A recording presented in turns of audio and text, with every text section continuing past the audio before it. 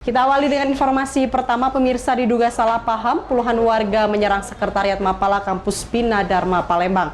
Akibatnya sekretariat milik Mapala ini hancur dan 3 mahasiswa mengalami luka tusuk.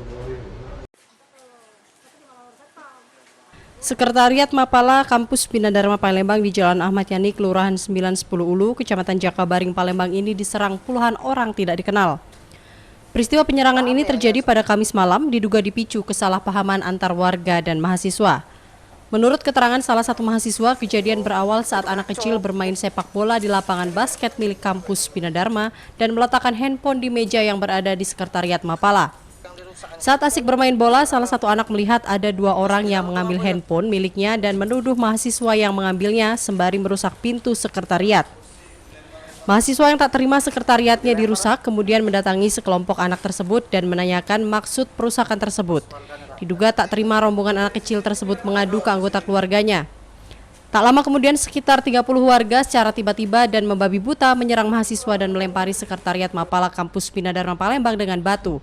Akibatnya 3 mahasiswa mengalami luka tusuk. 2 orang tersebut dikira anak kecil itu ngambil HP. Dikejar oleh anak kecil tersebut. Tapi 2 orang tersebut tuh ini apa tuh? Ngancem pakai senjata itu nah. Sempat ditahan oleh satpam katanya. Cuman melari. Ngancem pakai ini senjata tajam tadi. Ya, kita serahkan kepada jalur hukum dan mekanisme hukum agar ini terungkap semua. Ketika tahu sendiri apakah mahasiswa sini semua atau gimana? Ke pihak korban salah satunya adalah mahasiswa Saka Kirti yang lagi berkunjung di sini dengan kawan-kawan yang ada di sini. Yang luka tusuk. Ya, yang luka tusuk. Pihak kampus Bina Dharma Palembang menyerahkan kasus ini ke pihak berwajib. Jatanras Polda Sumatera Selatan yang mendapat laporan langsung mendatangi TKP dan meminta keterangan saksi.